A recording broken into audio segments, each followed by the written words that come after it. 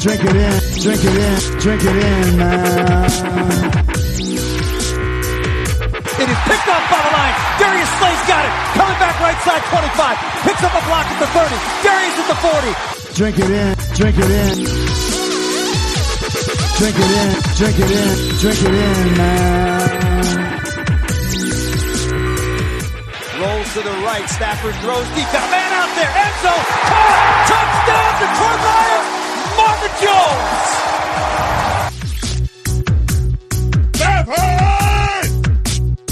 Drink it in, drink it in. Touchdown, Detroit Lions. Cornbread.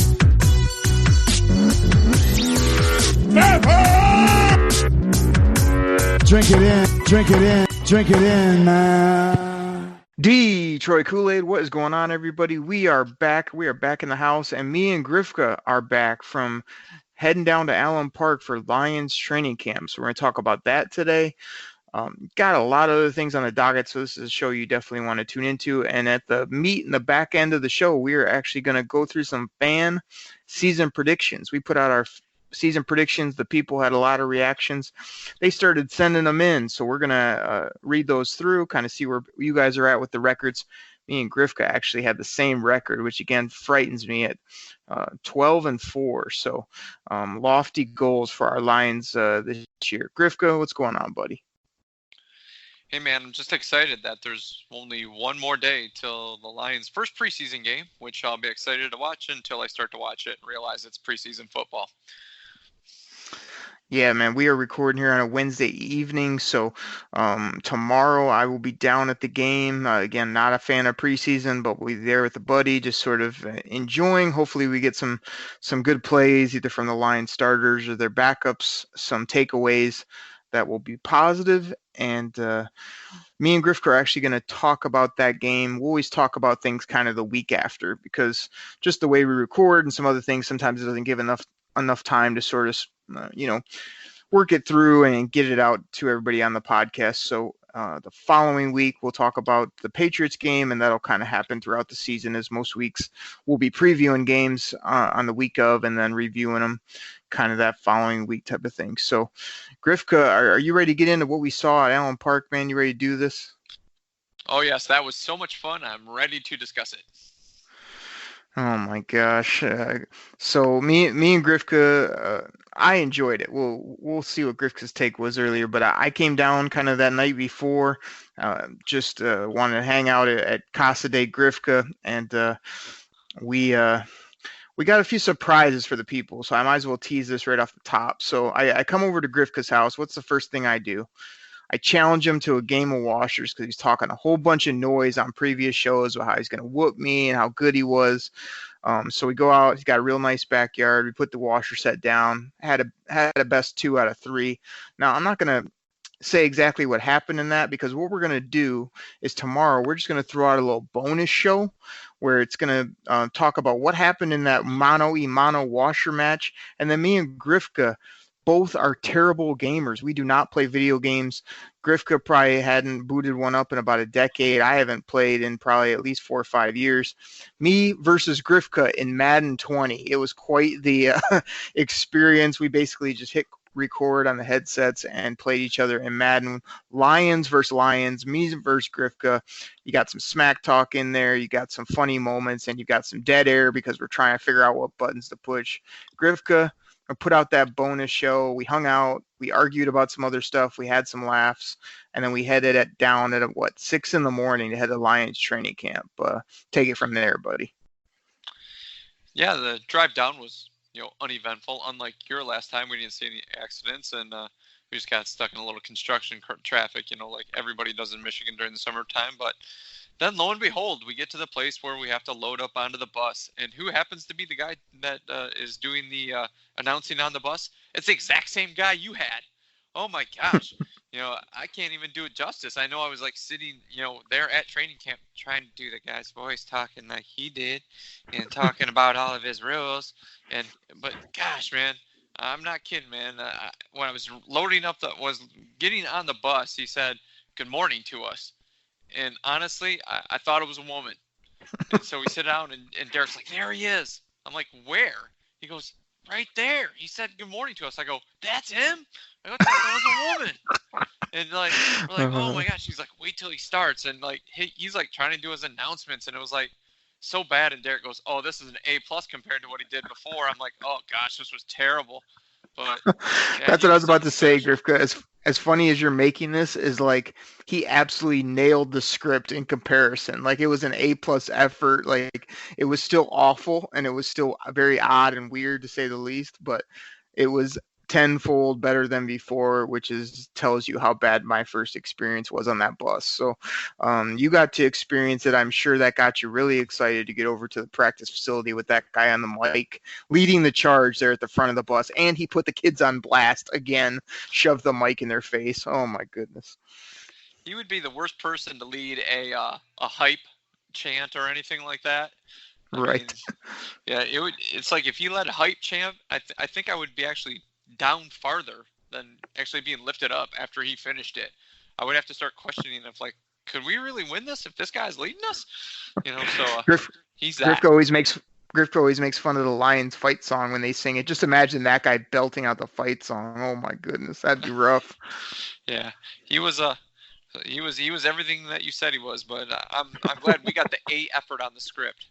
That's the best part. Like Jim Rome says, an A or an F, and it was basically both. But then, training camp. There was you said there was more people at that training camp practice than there was the Thursday you went, which kind of surprised me because that Thursday you went was open to the public. So it was pretty amazing. It was warm that day, up there on the bleachers.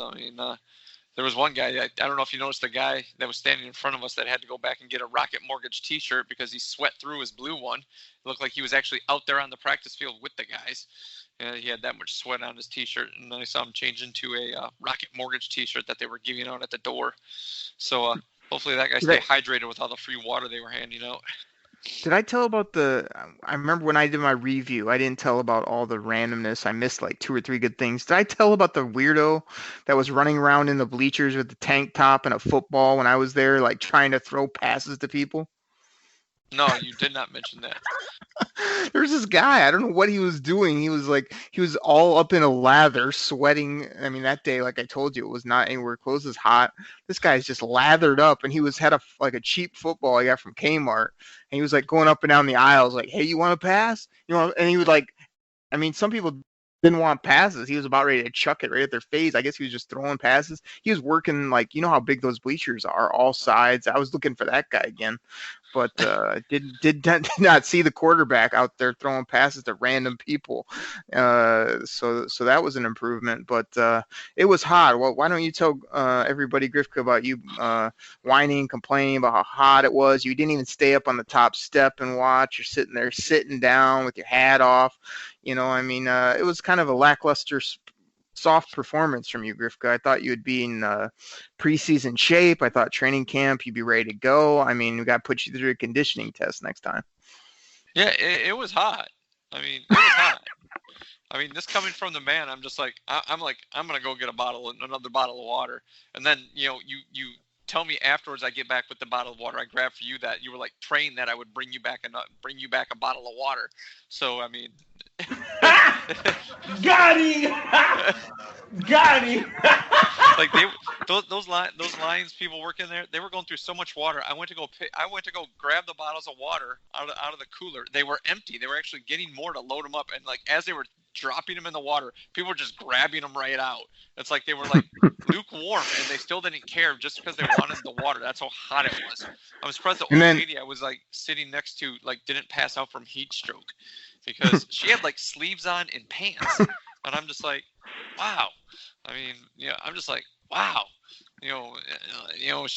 They left early. Her and her husband left earlier, because I think they left like when the one security guard came, told everybody to go stand next to the fence for the autographs, and there was like another 45 minutes yet of practice.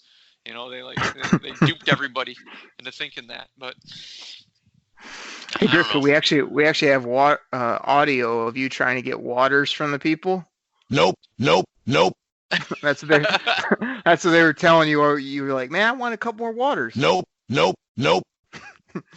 And then How you were about like, you got real fired up, like you do sometimes on the show, and where you kind of raise your voice and start yelling at me for no reason. So they wouldn't give you waters, and you were just like, Do it! Just do it! and so then they gave you 2 waters finally. Well, how about you? You almost lost your nerve on the guy that was at like at the souvenir stand, like trying on all the different jerseys. Well, Yeah. Can I get like a double X in the Trey Flowers? He tries it on. Well, what about a single X on a Kenny Galladay? And he like tries that on. It's just like, Then I was just 'cause like, the name what on the the hell? back is different doesn't mean like the What size the is hell? going to change all of a sudden. I mean, well, you got an extra small and a Sam Martin by chance? He is the punter, so he probably wears a smaller jersey. I mean, the dude's like taking like 45 minutes trying stuff on, taking selfies of himself, sending them to his friends. Does this look good on me? Does this make me look fat? It's like, no, dude, your head does. I mean, gosh. oh, the best part though is I'm getting annoyed. I'm getting hot. I'm about to say something. Griff could just stand there patiently. I'm like, hey, go elbow over there. Elbow. I'm just like, oh, I'll wait for this one. So I'm like mad at the guy, and I'm starting to get mad at you. And then it reminds me of the Curb Your Enthusiasm, where Larry David's standing in the ice cream store line, and the lady in front of him trying every free sample that they have of every flavor. He finally tips her on the shoulder. He's like, you get one free sample, okay? You get one. You don't get to try every kind. That's what I wanted to say to the guy. But just like in normal society, we can't say what we really want to say most of the time. Well, speaking of free samples, how good was that bunt cake that the sample guy was handing out? He's just like, you want a free sample? Considering we didn't eat breakfast, we're like, oh, hell yeah. That was like the greatest Shout thing all out. day. Shout out to Marvin Jones, Mrs. Marvin Jones, nothing but bunt cakes. They're not a sponsor of the show, but we would gladly take them on for all that dinero that Marvin Jones has in the bank account. But for this one, it's absolutely free because the Nothing Bunt Cakes in Troy. Holla at your boy. Go there, get one of everything because it was absolutely incredible. Oh, yeah. And then, like, we saw the guy afterwards get on the bus with a bunt cake. I'm like, dude, check it out. That guy's got a bunt cake. He's got a bunt cake. And we were eyeing that thing like we were just going to, like, punch him in the face and take his candy. We're like, yeah, it's our bunt cake. So it's like, it can be like mine and your bunt cake, and it can just stay at your house. It was just, oh, God, that stuff was so good. Now, Griff, don't think I'm not going to give you a bell for the punch you in your face, take their candy. That's pretty good. Okay. The other thing is, before we get off the bunt cakes, I might as well do this. Oh, baby! It's worth an old baby. Those things are so good. Yeah. So the last funny thing I remember before we start talking about what we saw at practice was, how about the guy who brought like the Lions Super Bowl, like it was on a piece of poster board, and it looked like a third grader did it for like some science fair. It was just like a blue piece of poster board with like some glittery letters that said Lions Super Bowl. It's like, really, dude? That took you like all of 5 minutes to, and I mean, are you looking for people to sign that or something? Because, you're getting that done for your kid? Because if you took time to do that, that was just like, oh my gosh. I mean, he's like carrying around like, it's like one of those signs that you want people to clap and say, yeah, yeah. And like, nobody did that. Did you notice that? Everybody just kind of like looked at him as he walked through going, Lions Super Bowl, Lions Super Bowl. But, well, we're like, oh, nice sign there, buddy. That's really nice. I remember that. Rivka, I didn't even plan to do this, but I'm going to do it on the fly. So anybody, again, we play up some of the Jim Rome gimmicks, but one of the Jim Rome gimmicks by Jay Moore is the David Caruso, where he does David Caruso and then drops the music. So Griff, I'll try this one on the fly. Let's see if I hit it. Well, Griff, I guess you could say that anyone that said the guy's sign was good was lying. Woo!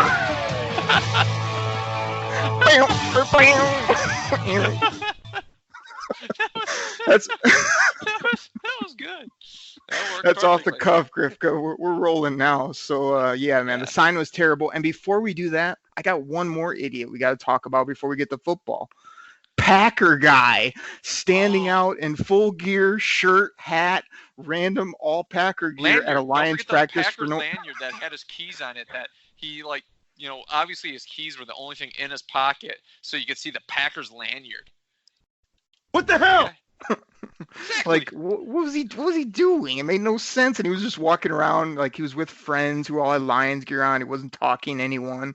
He's just like, he's just out there, man. I'm just like, are you freaking kidding me, bro? Loser. Loser. This freaking guy, like he walked close to us and we just were disgusted with him. Yeah, it's just like, check out this guy. We're like, well, yeah, you guys are practicing in Green Bay, against the Texans this week. Yeah, I think you went to the wrong spot. Like I said, we saw people in Patriots garb because I understand that they're practicing against Patriots, but this guy, like in full like Packers garb. I mean, he had to be like this. He was like a kid. He was like 18 or 19 or something like that. So he must have thought he was, Mr. Barney Badass or something. Like, I'm a Packers fan. Yeah, we got it. Yeah, but you're not wanted here. Get lost. Outside the fence line. Outside the fence line. Yeah, if you'd have came a little bit closer. That might have happened. Might have had to take his lanyard and put his shirt over his head. A little hockey fight. Yeah. It's like, excuse me, sir. Excuse me. Incredible. Like, so those were our like funny moments. I mean, probably a bunch more we could name, but like I said, we're out at practice now. Grifka, the people have been waiting on it. This is where you tell the people about every terrible thing you saw, about how the Lions couldn't compete with the Patriots. So and so was too slow. This guy's not playing well. All because you watch the practice. You watch games. You sit on the lazy boy. Here you were at Allen Park. Bestow your knowledge on the people of all the negative you saw, so then I can tell them about some good stuff that happened. Okay. First thing is, Tom Brady is all what people say he is. This guy, oh gosh, he was just carving up the Lions. It's like, oh gosh, like, and to realize, there was a few guys on the Lions that weren't practicing. Snacks wasn't practicing. Mike Daniels wasn't practicing. Jared Davis wasn't practicing. Trey Flowers wasn't practicing. But oh gosh, man. Still, it's even in practice, you can't hit the quarterback, and there was like zero pass rush, and there was one time where the Lions actually did stop them. They were running like the 2-minute drill, and Brady marched them down to like the 12-yard line, and the Lions defense stiffened, and they ended up having to settle for a field goal. But like most of the practice, Tom Brady thrown in the tight windows. The only spot where like the wide receiver can catch. It's just like, gosh, man, he's seeing him in person as opposed to like watching him on TV. Wow, that just really, really impressed me right there. That is incredible. Exactly. Very, very much so. One of the things that impressed me as well was watching James White just blow Julian Tavai out of the water like on every pass route. He did the same Struggling. route. He did the same route every time. He just came out of the backfield. He gave him a shoulder shimmy like he was going to break right, broke left, and each time Tavai almost like hit the ground. He was always like 4 steps behind him.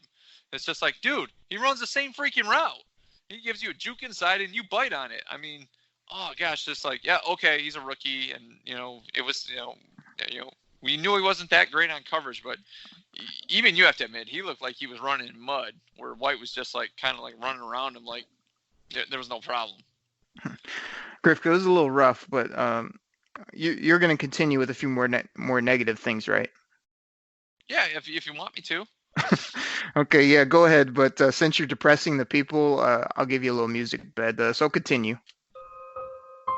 Okay. Wow, this is something new.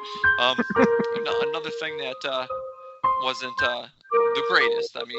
We all know, like, if Matt Stafford gets hurt, that this team's not going anywhere because the Lions' backup quarterbacks look awful bad. And I mean awful bad. They ran the 2-minute drill with the second team, and I think they gained maybe a total of 5 yards. There was like a holding penalty. There was an incomplete pass. There was a sack where Crosby was playing left tackle. He got bull rushed by the Patriots' second team right into the quarterback. It was like right off the line, and he was on skates. It was a 5-step drop, and just as soon as the quarterback finished his drop, as soon as Savage finished his drop, he was on his butt, not because he was getting hit. He was getting hit by the left tackle because he was on skates. So if, once again, I know we talked about Crosby, it's the second year, but I don't know. Gosh, man, he might be one that has to go inside, or he's got to improve because he got ate up a few times. And there was one time where Jeff Backus, that happened to him too. He got beat like an Indian drum off one where Stafford didn't have a chance. It was like, it was like snap, and Backus like takes a step back, and the guys around him, and there's Backus just flailing to the ground. It's like, okay, we've seen that before 100 times. So once again, Jeff Backles will be out there playing. He'll be starting because he won't hurt. He's not hurt, but he's not going to fool you for like Jackie Slater or Anthony Munoz or Orlando Pace, even Lomas Brown. So that one that wasn't pretty either. So are you done? Ahead. Yeah, go ahead, Johnny Blue Skies. Now tell us everything that was great and wonderful with sunshines and unicorns about practice. Now that you have all of both the press probably asleep, now you can wake back up, because at practice, I mean, as Grifka said, they're playing the Patriots, right? So there's 90 guys, 180, some guys out on the field between both teams. There's 4 fields out at Allen Park. It's hard to see everything, but what I saw, man, was I saw some really good man-up competition between 2 teams out there. Like when you go on the far field, I heard the Lions were just roasting and toasting the Patriots D, which we couldn't see. And when they got in those 2-minute drills and whatnot, I thought we moved the football decent. I mean, I saw some of our receivers between Kenny, Danny Amendola make some plays. On defense, I remember Tracy Walker getting manned up against somebody, making a few good plays. His arm length and just stature is incredible. I'm really excited to see him against the running backs, tight ends, that type of matchup. I think they would go to more of a Tracy, maybe even a Diggs instead of, some of the bigger linebackers. Again, they were running short with people, no doubt about it. So, again, not too much you could see, but Tom Brady was incredible. I thought our offense kind of held their own when they were out there. And the one thing that I would nitpick is, like, the last couple times we were down to practice, I don't remember them really stretching the football. I always feel like it's those little short, safe passes. And then it makes me wonder that when Stafford gets loose in a real game, why he overshoots it sometimes, because I just don't feel like they whip it down the field as much as they should. And they're, again, let's go to this gimmick, Grifka. They're showing Browns practice, and they're showing Baker to Odell, and every third pass is 40 yards down the football field. He's throwing it all over the yard. I mean, those aren't just the 3-4 times. I guarantee you that when they're doing those live look-ins, it's just random, but every time it's a deep ball down the sideline into the end zone, whatever it may be. So I'm always disconcerted not to see those big throws, big touchdowns. We had one pass, which again, you didn't mention, even though this is your boy, a nice little up over the top to Ty Johnson, where he just perfect ball. He just kind of ran under it, got behind a guy, and would have got to the house. So, I mean, that was the only like extended play I remember. But like you say, I thought a lot of people were working hard out there. I thought, with the amount of injuries we have, here's the thing, Grifka, and this doesn't have anything to do with us being down at camp, but I saw a picture today. It had Mike Daniels, A. Sean, say it with respect, Snacks, and Trey Flowers in the same picture. I mean, have you wrapped your head around that, Grifka, with all your negativity and all the sky is falling? Like, just think about those 4 men, those 4 monsters, and on our defensive line wreaking havoc. I mean, have you processed that yet, or are you still working on that? No, I wrapped my head around it, but like I said, I mean, those guys weren't out there, obviously, when Brady was carving up the team. And, I mean, even you mentioned, too, as we're standing talking, there wasn't much of a pass rush, and they didn't have those guys out there. And there were a few times where the Lions were able, like, it wasn't, they weren't full pads. There wasn't a whole, there's not a whole lot of tackling in the practice. And there was times where there were some gaping holes through the run defense, but there were also a few times where the defensive line did come up and were able to stuff the Patriots on a few run plays here and there. But yeah, the way you just mentioned those guys, none of those guys were at practice when we were there. So you're right. If we can only imagine what that's going to look like, in a regular game with those guys out there rotating in on the field, I mean, that's going to be one tough defense to run against. Yeah, again, it was a practice. It was a joint practice. I'm more excited about what we'll see come September. But Grifka, before we move on, I got a rant stored up in me we're about to have to let loose here. But before I do that, do you want to complain a little bit to the people about how not one Lion basically came over for autographs? Not that we're big autograph people, but tell the people about how just nothing happened after the practice. Even your boy Slay didn't have time for you this year. Yeah, I was pretty disappointed in that. I mean, he usually comes over, and I understand the joint practice. It looked like what happened was the Patriots over running that hill, and the Lions were over on the field closest to us, running like you want to say sprints. But afterwards when practice was called, both teams huddled up, and it looked like all the lines went over just to talk to the Patriots. I mean, I understand go over in they probably know each other, a lot of the guys, so they were over there shaking hands, talking. Their families are all brought out, and I think Frank Ragnow came over. What Fales came over, and what Logan Thomas came over, and then I was at we bumped into a lady who said Quandre Diggs came over, and we didn't see him, so he must have snuck over really quick then left, and so nobody really helmet worthy and or ball worthy for signatures came over. I mean, there was a point where I was kind of debating Frank Ragnow in my own head. I'm like, do I? I'm like. There was a point I'm just like, I really thought about it. I'm like, what if he does turn into something, But I'm like, and then at that point the horn blew and he took off, and Logan Thomas finished out, which is props to Logan Thomas for finishing out the line. I mean, he went all the way down there, but David Fales, you thought it was Stafford at first, like, is Stafford making his way over? And the guy's like, remember that kid that was next to us? Does he have the arm tattoo? Yep. Well, that's not him. So yeah, I couldn't see that far, but Grifka, I have to stop you because I hate it when you lie to the people. I mean, you got the following, you got the team Grifka #Grifka for life team, and then you lie to them blatantly on the show because we're standing there, and when I noticed Frank on the far corner, which we were just sort of standing there going like, are we ready to go? And Frank was over there. I'm like, oh man, Frank Ragnow. I blatantly said to you, go get Frank Ragnow's autograph. You looked at me and said, Frank Ragnow is not helmet worthy. Did you or did you not say that? I did say that, sir. I did say that. I will. I mean, you can't. And now you're going to come on the podcast and act like it was some big for decision for you? 20 minutes with the Sahara heat beating down on us. It must have been the sunstroke. Hold on. And then I was starting to think that Frank Ragnow all of a sudden turned into like Nick Mangold or like Marquise Pouncey or Mike Webster, like one of the all-time great centers, because I was like, gosh, maybe I will go get his off just to go move, because like I said, that sun was just beating down on us, man. I thought it must have been a mirage or something. I thought it was actually a helmet-worthy football player, and it wasn't. Oh my gosh, people, he spins it so bad because when we were there, he showed Frank Ragnow no respect. Frank, if you see Grifka next time, choke slam and then let Decker give him a tombstone and cover him, please. Yeah. But I did see a picture afterwards. Tom Brady was signing autographs somewhere. Yeah, I don't know if you saw that picture. He was next to the fence line, he was signing autographs, and I'm just like, when was this? I mean, yeah. When was this?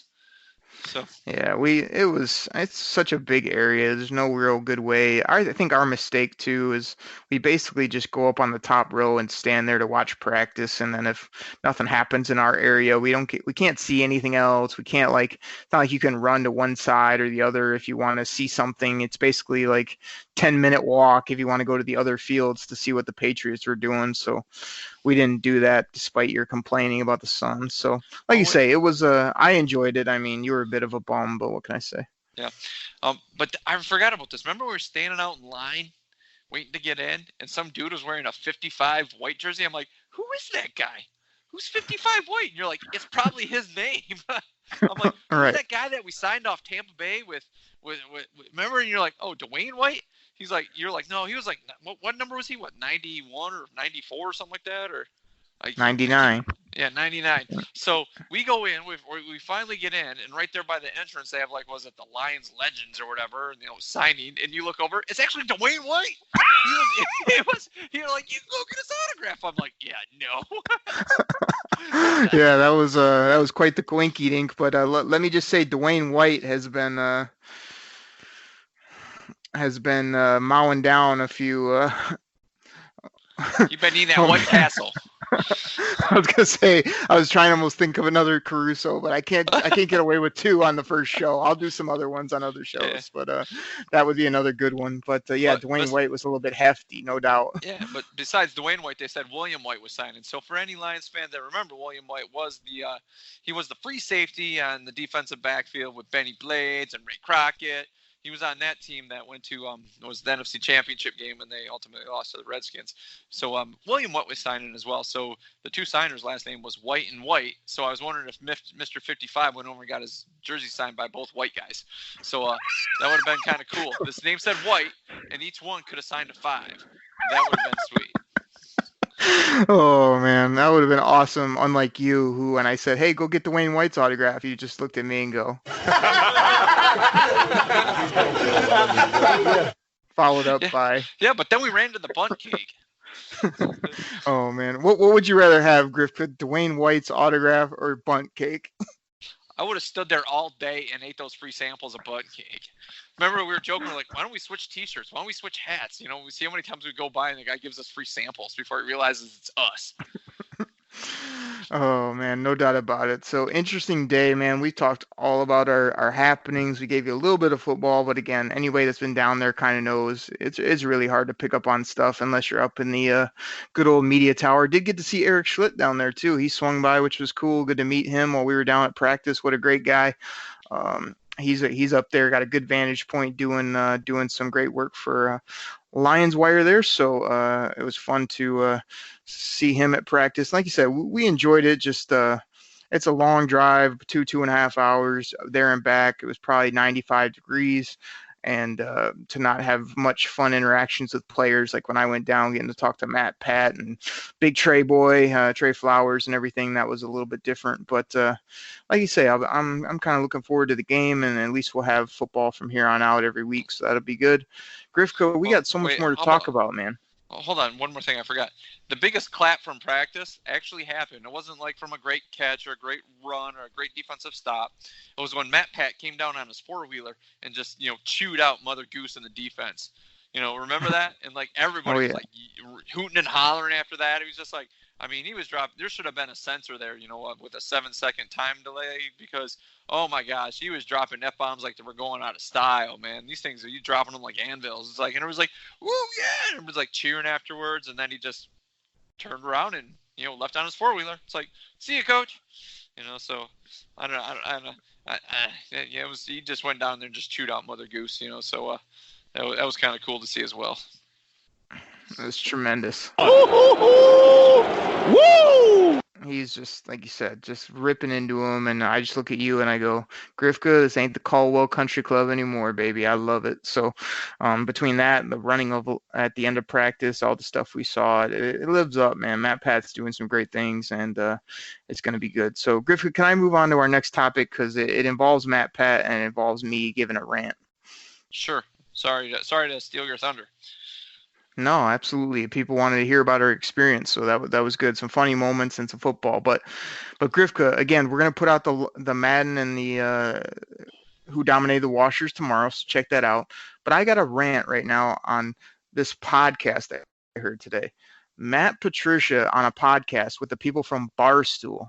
It's what's it called? Like Pardon My Take or something like that. You can pull it up on your podcast platform. Grifka, this was the most awkward, the most ridiculous podcast I've ever heard. Like, I remember I was telling you at the thing how they have this new cool PR guy that kind of takes care of the coach and whatnot. Man, I sure hope he did not set this up, because these two idiots somehow snuck into Allen Park, got an interview with Matt Patricia, and then it was just a clown show for like 30 minutes. These guys were just asking the dumbest questions. They literally start out the podcast like 10 minutes or 5 minutes into the show going, "Hey, coach, we've said some bad things about you, but we want to tell you to your face so that you don't think that we were trying to befriend you." So for like 3-4 minutes, they're just like ragging on the guy. They're like, "Oh, remember that black button-down shirt you wore? Yeah, you look like the guy at Hot Topic going to a funeral." And Matt Pat's just like sitting there, probably ready to slug him. But after every one of their what they thought were funny punchlines, all you heard was this. Just like the most awkward crickets, dead silence, where Patricia's like, "Are these guys for real right now? Like, they're trying to be funny. They're trying to, like," I don't know what it was. Like, anybody that wants to hear a very awkward, very ridiculous thing, go listen to these freaking two numbskulls try to interview an NFL head coach that, I don't know, they thought they were funny. Like, they maybe had 2 to 3 football questions, and all the rest was like, "What pencil do you use? Do you like the do you like the lead in the pencil? Like, how do you use it on a laminated sheet? Like all the same dumb gimmicks that all of his like haters say. I'm sitting there. So finally at the end, Matt Patricia is like so annoyed. He's just like, why am I here right now? This is waste of my time. So he's like being funny and being somewhat cordial. And by the end, they start going, hey, we'll come back sometime when you guys are in the Super Bowl. And then these guys are like, oh yeah, Lions in the Super Bowl? I don't think so. And Matt Patricia's like, all right, it's time to go. We're done here. Like he was just like, you could tell about ready to slug these guys in the face. So like, I mean, Grifka, you got to give this a listen. I couldn't even stomach it really. Like I was trying to listen and then I'm like getting like mad literally at this because it was such a joke of a thing. Like, I mean, I don't know if Patricia like has done these before and they're more fun and enlightening, but I mean, he's in the middle of camp. The Patriots are kind of there and he's dealing with these two jabrones. I mean, it was crazy. So there's my rant on that pod. So I encourage people to go listen to it just so you can see how ridiculous it was. Yeah, it makes me wonder if they told him it would kind of be, I guess, offbeat or try to be that way as opposed to a serious interview. But Matt Pat seems like one of those guys, like he'll play with it for a little bit, but like you said, right. Near the end, it just kind of gets old. Like, oh yeah, Lions is Super Bowl. I mean, yeah, I guess if I was the coach trying to turn the team around, working hard at it, and you were to make that snide remark, I'm surprised. I would do the same thing. So, the people know you would. They've heard it on the show before. Exactly. So, exactly. So, there's a point, like, yeah, you're pushing the envelope. Then there's a point just like, okay, that's just, I mean, it's just kind of blatantly disrespectful. So what? So Lions go to the Super Bowl. What, you actually going to call back? Hey, you want to come back on the show? It's like, yeah, go get bent, dude. I mean, right. And that's what it was. I think they set it up like, hey, this will be kind of because Matt Pat's smart enough too. Like you can't just do all like serious football only interviews. Like you got to get a few things in there that show people like the other side of you, or that, like you said, he's not one that can't joke around or can't be personable. But I think this thing just went off the rails and like he was stuck there. It felt like there was nobody. You know how usually your boy Keenus is right there in the background where you can go, all right, couple more for coach. I felt like there was nobody there and he was just stuck with these two guys in a room and he was just like, I don't know how to get out. I don't know how to hit eject on this thing. It's just terrible. Like I'm telling you, like just go listen so you can, like, even if you tell me off the show, I want to get your take on it, because about 10 minutes in, you're like, oh my gosh, this is just so odd to me that even though Patricia's a good guy, you would not do this with any other professional coach anywhere, especially at this time of year. Maybe catch him in like March and this might have flew, but not now.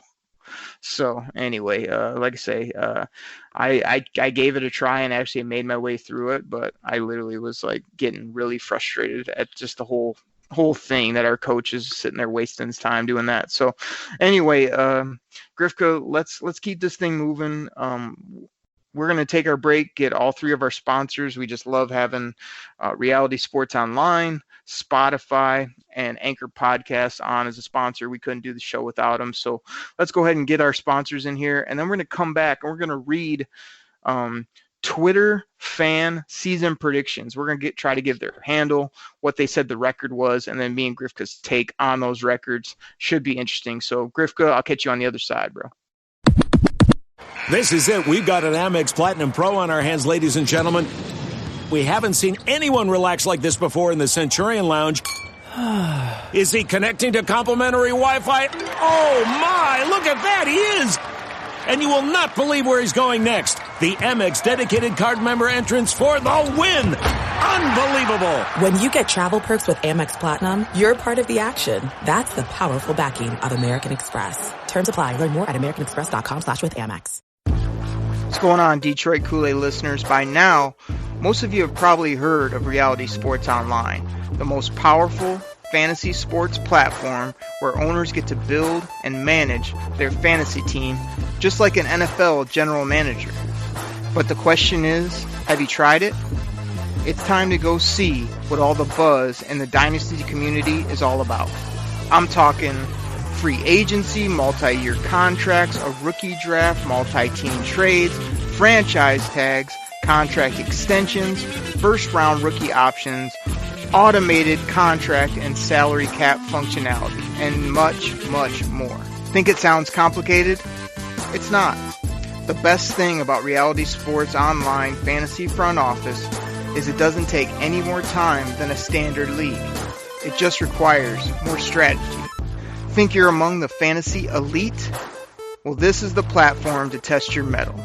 Still not sure? You can test out your general manager skills for free in a mock free agency auction. If you like what you see, use promo code Koolaid, one word lowercase, promo code Koolaid, to receive a 10% discount on your team or league today.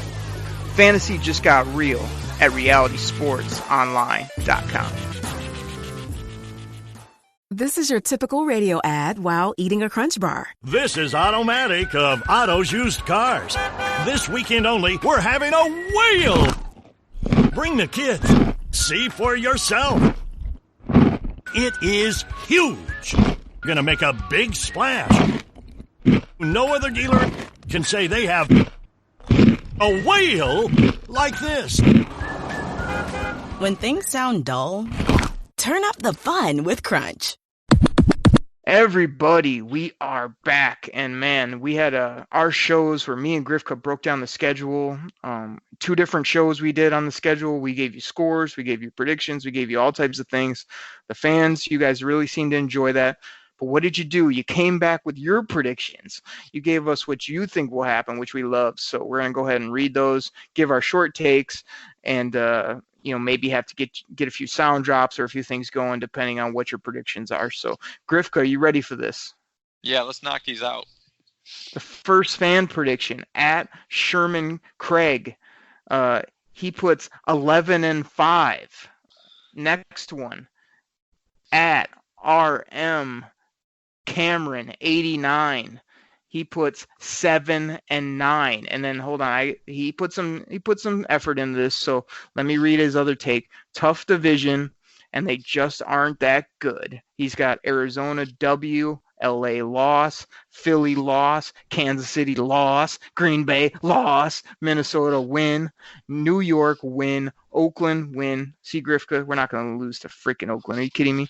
Chicago loss, Dallas loss, Washington win, Chicago loss, Minnesota loss, Tampa Bay win, Denver win, Green Bay. Are you freaking kidding me? In our house to end the year? No freaking way, loss. He just has to add a little more sugar to the Kool-Aid, and we'll be okay. Absolutely, man. That I read him because he wrote them down, but it kind of got me hot and bothered there, man, with that. So let me pick us back up, Griff, at Ball Day and Night. That's a good Twitter handle. At Ball Day and Night. Matthew writes 14-2, Grifka. He upped us by 2. That is a DOS baby. Boot. That is a DOS boot size thing of Kool-Aid right there. That is real good, real good. Woo! Gotta love that, man. Like you said, Grifka, this guy has definitely been Drink it in, man. And he's been eating a lot of this. Cornbread! So we love that. Let's see, next one up, Nate Dogg. Oh, man, Nate Dogg, man. He's got some great records out there, some old school funk. Nate Dogg, 4990, writes. He's got 8-8, Grifka, the old default. He puts a ball possession type team that doesn't have good enough offensive line to impose their will. Defense will keep games low scoring, but it won't be enough to get him in the playoffs. Hold on, I think I got a sound for that. Let me read that end part again. Give your take on that, Grifka, where I find this sound for this guy. 8-8. I mean, I could see it, but once again, I've been on a sugar rush with the Kool-Aid I've been drinking. So I mean, that's a good point. I mean, I like how he says that defense, keep it low scoring. But the offensive line, once again, I don't know if they're imposing their will against some of the defensive lines that are in this division. Yeah, I agree with you. I can't find the sound, so Okay. we'll let's go ahead and do.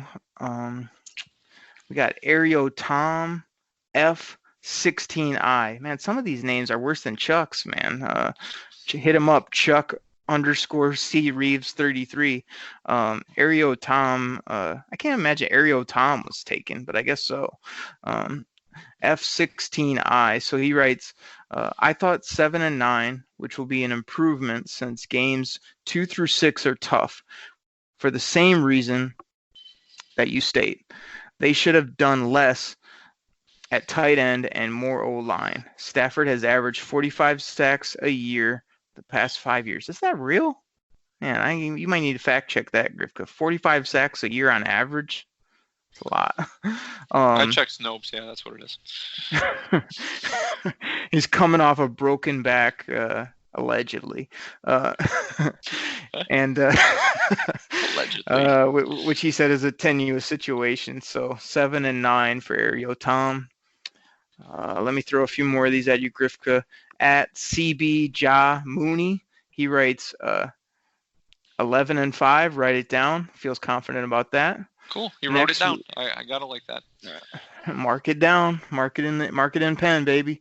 At Hyperbolic Logic. Now that's a good handle. At Hyperbolic Logic.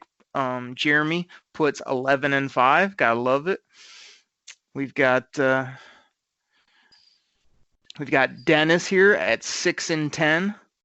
We've got Craig at 11 and 5. We've got MC Breeze 11, 10 and 6. We've got the Twin Cities Chris, Christopher coming in at 10 and 6. Me and Grifka have seen this guy on Twitter at Lane Knight, Night Train Lane U.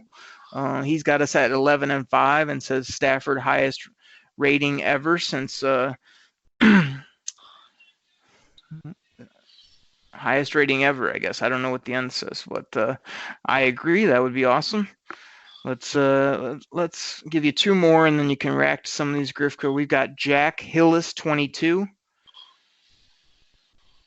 Jack Hillis. I'm trying to look. He's got a lot of. He's got him at 16 and 0. Wow, dude. Gotta like that. Does he? Okay. Oh, I have the lines at. Okay, got a 13 in here, but that's something else. So okay, 16 and Jack. It could be Jack I Hill is 22. I don't know. Whatever Jack, it is, he's got some cojones. That is a beer barrel full of Kool-Aid right there. Like your style.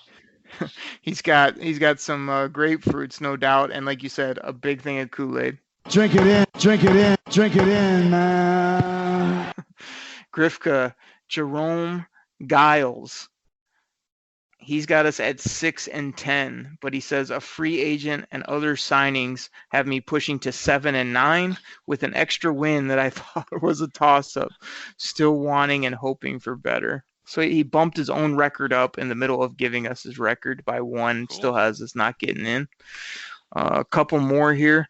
JW Detroit.